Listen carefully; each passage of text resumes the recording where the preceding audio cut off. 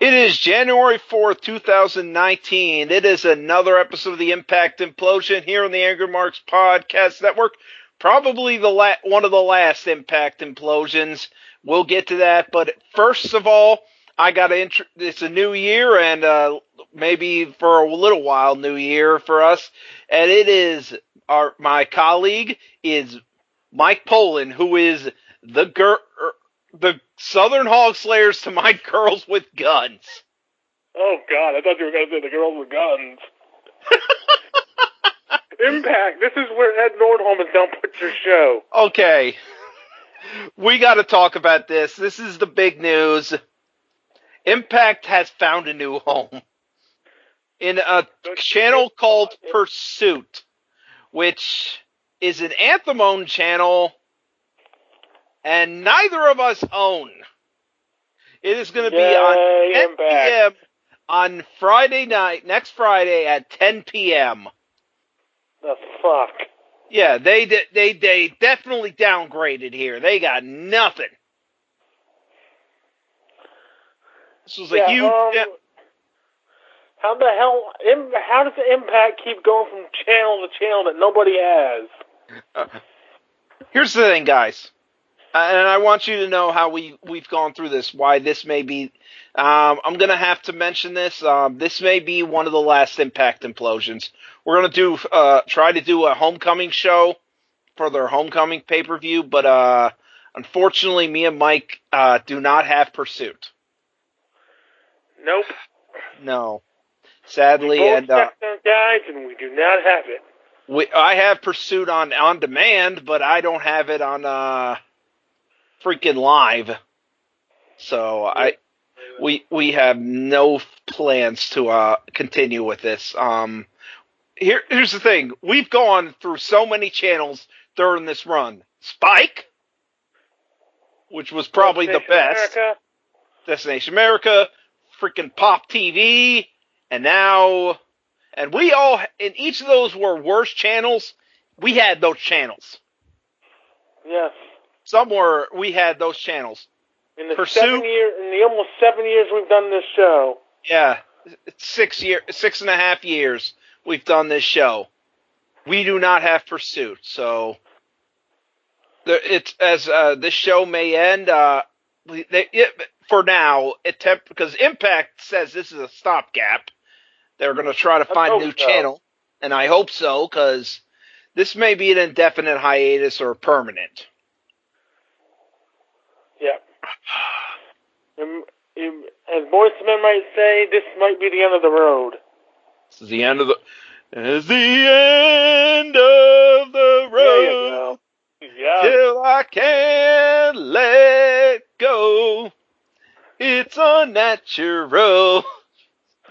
I belong to you. You belong to me. I know. Yeah, I know. Fred's looking at me like that was bad, and I know that was not good. Yeah. Oh, God. That was intentionally bad. That was, by the way, intentional. Yeah. Pursuit, everybody. Pursuit. Ed Nordholm is to Impact what Jamie Kellner was to WCW, except probably not as bad in the long run. I could tell you all the shows that are on this channel, but that would take a fucking hour. Girls, well, you were telling me a few of them before we started here. Yes, we told you a few. I told him a few of them. This is not a this is a fishing, hunting, and sometimes, for some gosh darn reason, right-wing nut jobs channel. Good God. Yeah, there are no Doomsday Preppers this time. There is no Bigfoot Hunters. Not yet, at least. But there are no Ghost Hunters or anything like that. This is just a channel for just those that are complete rednecks. And I don't use that word lightly. Yeah. Trevor Lee is gone, as we'll talk about with Impact. DJZ is gone. When's the last time he was actually on the show? Well, he's officially announced he's done. Yep. And Impact tried to sell itself to all Elite Wrestling, and they said no. Fuck you, no. We don't watch you. Yeah, no. Why? No. No, all Elite Wrestling needs to be is they need to go on their own. They need to get a good network, and they need to do like 3 to 4 shows a year that are pay-per-view. Yeah. Oh. By the way, they'll probably, unlike Era Lucha, which is, by the way, an Impact run ad. Not on Pop's fault for Era Lucha showing. Why would you run an ad for your another wrestling show? I think it was a compromise between Era Lucha's Aerolux's to get rid of Aerolux out of the way. Oh, goody. Oh, by the way, that whole Global Force thing is working out great. You have the Global Wrestling Network, which, by the way, is getting sued by Jeff Jarrett because he wants. Nobody has unless you have. Well, I guess you might have it on your phone, but or Roku. I don't have it on my Roku. Oh, I don't. Check. Because yes, Global Wrestling Network is the reason Jeff Jarrett's suing Impact. It's because he wants Global Force back. He has Global Force Entertainment. There's a issue with Global Force Wrestling. Neither one really owns it, which was why it was changed back to Impact. We went from TNA to Impact to Global Force Wrestling to Impact. Oh, to Schitt's Creek. This is all the last 3, or like last year, basically. Most of that change happened last year. Most of that shit happened. It was crazy. Yep. So. And of course, earlier, I guess yesterday, Mean Gene Okerlund passed away. Yeah, you can talk about this. I'm set to say. Yeah, basically, it came out yesterday that Mean Gene had passed away. I guess that he suffered a serious fall over the holidays, and that's what led to it. And it's unfortunate because basically, he's the voice of a lot of generations, whether you watched AWA, whether you watched WWE or WCW. Of course, I think a lot of people might more know him for, of course, being a great interviewer and doing a lot of those things. Which that is gone. That's a loss. Yeah, that's what I wanted to talk about with the Mean Gene passing is the lack of interviewers with any kind of personality, and I think part of the reason is how heavily scripted the industry is nowadays. Yeah, they don't want good interviewers. They don't want interviewers who have to actually help the freaking talent get over. They have to talent get over on their own. You can't have an interviewer, help them. And you can't have a Mean Gene or a Sean Mooney or a Gorilla or a Lord Alfred or somebody like that. Who would help them with their promos? They set them up. If you go back to Mean Gene, he would set a lot of people up with their promos and what they say. Put that cigarette out. Oh, wait, that's something else. That was one of his botches. Or put that cigarette out, or fuck it. That's SummerSlam sign. Yeah. But he always set up Ric Flair greatly. Mean! By God, Gene! Or Hogan. Well, you know something, Mean Gene?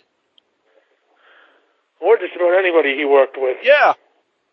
Yeah, he would actually, Macho Man talking about a cup of coffee with, a cup of coffee in the big time. Yeah, here's a cup, he's about to cup of coffee in the big times. And he would actually go along with it. He ain't just standing there looking like a complete idiot. What also, do by Rick the way, Rude and Bobby Heenan have in common with the Liberty Bell? Also trying to spread their legs so the wrestlers look bigger. By the way, yes, that is a thing. Those announcers who may be bigger than the actual wrestler have to actually do a very awkward spreading of the legs to make themselves look shorter. goodness. It is a lost art indeed of interviewing. Right. Yeah, because nowadays you have your Renee Young or your whoever. Who's the other girl? Is it Charlie something? Charlie, there's a Charlie Caruso. Yeah, Charlie Caruso. I think probably she's the best out of. And that's I think a sad she actually has she did the news or something. Yeah. Before she was in WWE, kind of like Michael Cole did. Yeah, there's just a lot of bad ones right now. A lot of bad, the other thing that sets Gene apart is he actually had a personality as compared to some of the interviewers you have now. And that's not just WWE's problem. Impact had some bad interviewers too, who just were basically there to just. The only other good one I can think of for the last 20 years might be Scott Hudson. Oh yeah. And he had a short run in WCW and a short run in Impact. He was there in Impact in the beginning. Yeah, it's just bad. Yeah, and that's one of the reasons why a lot of the guys don't connect like the guys 20, 25 years ago did. And then if you do get someone who's not a plank of wood, you get someone who's an asshole like Bubba the Love Sponge. Yep. And on that note, Impact. Impact this week. Probably the last Impact we'll talk about. The actual last of their TV show. We start off with a 10-man cluster of a match. Rich Swann, Willie Mack, the Rascals. Against OVE, Seidel, and Ethan Page. Yeah, this was a mess. A mess. It was okay. It's a fun mess, but it was a mess nonetheless. It's a mess nonetheless. Here's the problem with these messes. I am going to completely forget about this match other than the finish. By the way, Face Team won thanks to Willie Mack hitting a middle rope stunner. Everybody did dives, and then the Faces win with Willie Mack hitting a cutter off the top rope. And Sammy attacks afterwards with baseball bat. Jay Chris setting up Sammy and Willie for homecoming. Yeah, Jay Chris grabs the table. OV hits the all-seeing eye on Willie Mack through the table. Rich Swann is tending to his friend. Sammy's looking at him with the bat, and then just walks away. We've made our point. Yeah. Then we get a video packet to show the Moose versus Eddie Edwards feud. That will continue with a match. I think it's no DQ match. Falls Count Anywhere. Falls Count Anywhere match at Homecoming. And hopefully it's the end, and maybe you can push Moose to a title feud with either Cage or Impact. Yeah, Moose on Pursuit. Yeah. Hopefully none of the girls with guns come after him. None of the hunters will think he's an actual moose.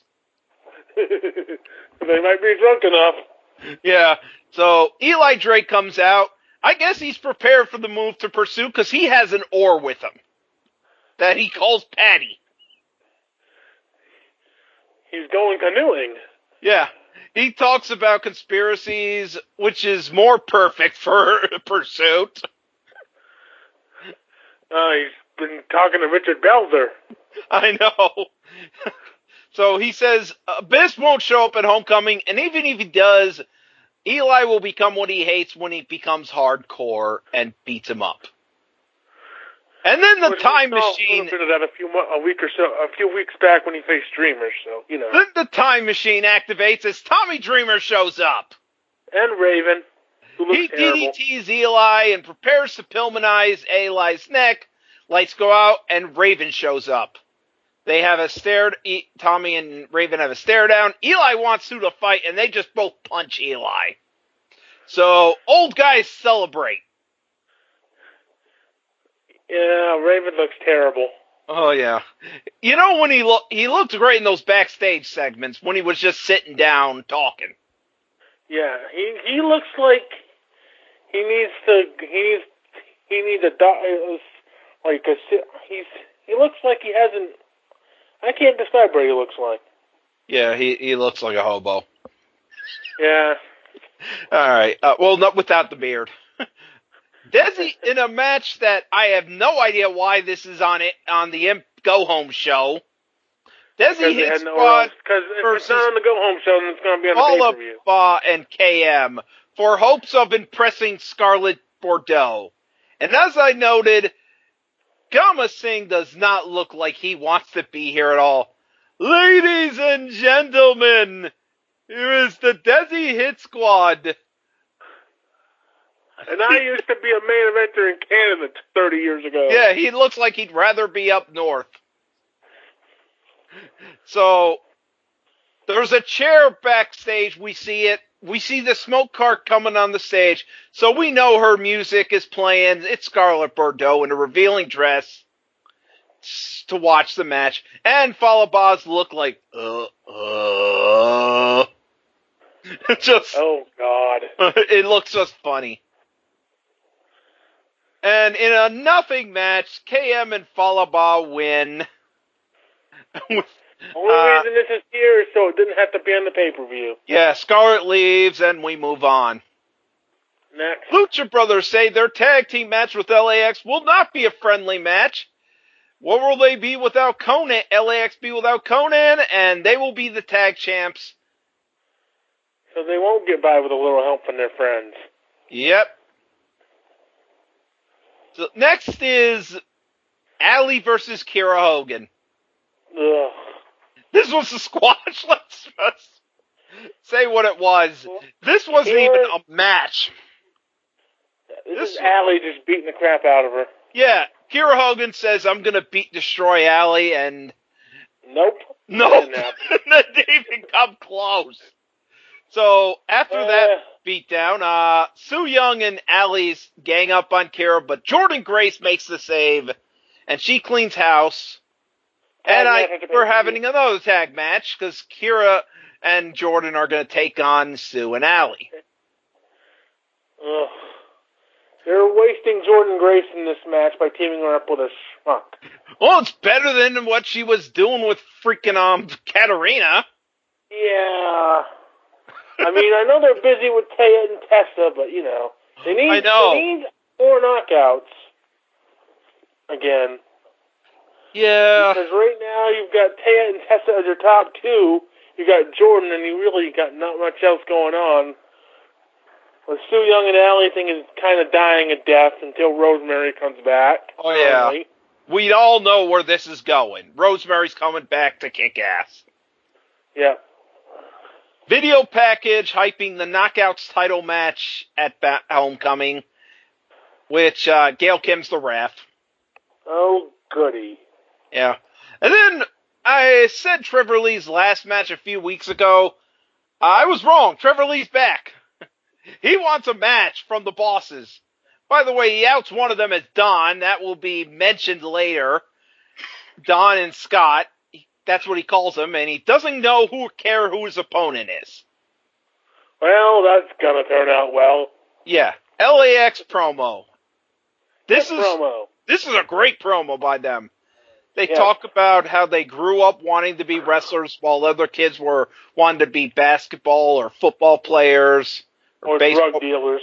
Drug dealers, yeah. They wanted to be freaking pro wrestlers. They talked about how their injuries, their families, and they talked about Conan not always being may not be in their corner, and that they need to work as well so they can be prepared when that day comes that he will not be in their corner. Yep. It really was good. These guys are ready, and by the way, they need to get a drink of water. Because they were loud, and they might have started losing their voice in a few minutes. And I'm up in the air on who's gonna. We'll talk about that when we do our picks for the pay-per-view. But I'm up in the air on who's winning, how that match is gonna go. Yeah. So it's time for Trevor Lee's last match on Impact, because he actually that he tweeted out that his contract's done with Impact, and it's against. They're gonna bury him on the way out. Killer Cross. And legit, I'm gonna quote Don Callis here. Whoever is running this place has a sick sense of humor, a sadistic sense of humor. Yep. Problem with that, Don, is that You're Trevor running this outed place. you as one of the heads. So it is you, asshole, who has the sixth sense of humor. So You gotta keep kayfabe, brother. Don't try to keep kayfabe. He outed you. There ain't many Dons. It's another Don. Yep. It's Don Fry or something. Don West. Don West. That's backstage with Scott D'Amore. Don Henley. Basically, this was a squash. Doomsday Saito and Cross Jack a choke. Trevor passes out. Cross wins. Cross grabs a mic. He cuts a promo about wishing Johnny the best of luck. He says, I'm going to show you what happens when diplomacy fails. And Cross grabs the timekeeper and says, you better do exactly what I tell you or else. A movie villain. So, of course, this poor guy, this timekeeper, has to follow Cross, or he's going to maybe break his neck or something. Cross grabs a cinder block. And he has this poor, skinny timekeeper hold this cinder block right in front of Trevor's face, and Cross punches the cinder block, breaking it over Trevor's face. And that's your exit. That's your exit to Trevor Lee. And by the way, thank God that was a breakable cinder block, because dear God, that would have hurt Cross more. Imagine that was a real cinder block. The foam cinder block. I don't know if it was Rissam. Ow! Why did I do that? God damn it! So, yeah, Cross says he'll be watching Johnny. He'll be watching Johnny Impact, and he leaves. And, yeah, that's how we write off Trevor Lee. Yep. So, time for our main event. Lucha Brothers take on Johnny Impact and Brian Cage. And this was not much of a match, as you fell asleep during. Yep. The ending came. Johnny Impact almost hit Brian Cage with a springboard kick. Brian Cage accidentally hit Impact with the discus clothesline. Lucha Brothers win with a spike package pile driver combo. Yep.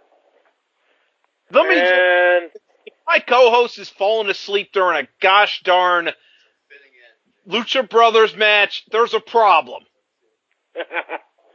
So, Impact and Cage are having issues. Cage tries to leave. Impact's having none of that. So the two start fighting. Officials come out. They get beat up. Security comes out. They get beat up. Mid-cards come out. They get beat up. And all chaos, and it's the fitting way to end. But actually, no, that's not the way it's going to end. Impact is doing a video package, a cold opening for Homecoming. Talking about its past pay-per-view for some reason. And present, with Johnny Impact explaining all of it. Well-produced final segment, selling Homecoming. This show gets a C, which is sadly a downturn the last 2 weeks, which were both Bs. And sadly, this show ends with a whimper, not a bang. Nope, and we got to preview the pay-per-view. Oh, yeah, we got to preview the pay-per-view. Hold on a minute. I got to get the card. Sami Callihan versus Willie Mack. Oh, yeah, that match is happening. I'm going to say Willie Mack wins. I got Sammy. Allie and Sue versus Jordan and Kiara. Heel team wins. Actually, I think they're going to keep Jordan Grace beating them both. But the numbers game's going to get there, and Rosemary's going to come back, setting up Jordan Grace and maybe Rosemary versus Allie and Sue Young at whatever their next pay-per-view is. Yep, and we have Moose and Eddie Edwards. Moose! Anywhere. Moose is going to win this. Eli for the, Moose needs to win this. Yeah, end this feud and start pushing him towards the title. Moose, no, we already did that one. Eli and Abyss, Monsters Ball. This sounds like a big babyface moment for Abyss. Yeah, Abyss is going to sadly win this match. LAX, Lucha Brothers. This one's going to be hard, and this one may be the best match of the night. This is a tough one. I feel like Conan's going to turn. Or Conan's going to do something. Brothers are going to win, I think. Yeah.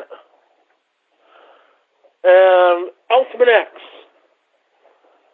Jay Christ, Ethan Page, Rich Swann, and Trey Miguel. I think the Chris brother wins. I think Rich Swann wins. Taya and Tessa with Gail as ref. Tessa's winning. No, Taya's winning. I meant Taya. Taya's winning. Taya's winning because Tessa's going to have problems with Gail Kim as the special guest ref. Taya's going to win. Brian Cage and Johnny Impact for the belt. Cage. Impact. I think they're going to end with both Tessa and Taya and Impact champion. Yeah, that would not surprise me, but yeah. And then set up Impact. But that would be a huge waste of Cage's option C. Huge fucking waste. Wouldn't be the first time they wasted option C. I know, but this seems like a more of a waste of option C than the past. And I think they want to set up Impact and Cross as the next title feud too. I'm thinking they're gonna set up Cross and Impact, but not a title feud. Maybe Cage and Moose is the next title feud or something. Yeah, Cage and Moose might be more interesting. They had a decent match a few weeks back on before TV. Eddie Edwards interfered. Yep. And on that note, unless this could be the end of the road, but we at least will have something for Homecoming on Sunday. Yeah, this Saturday I will be revealing what the Geno Award nominees are. I have 20 films. Oh, geez. And I revealed them on this last show. Yes. So with that, do you have anything to say? Nope. With that being said, Miley, we are heading to bed, and good night, folks. We will see you at Homecoming for the end. Yes.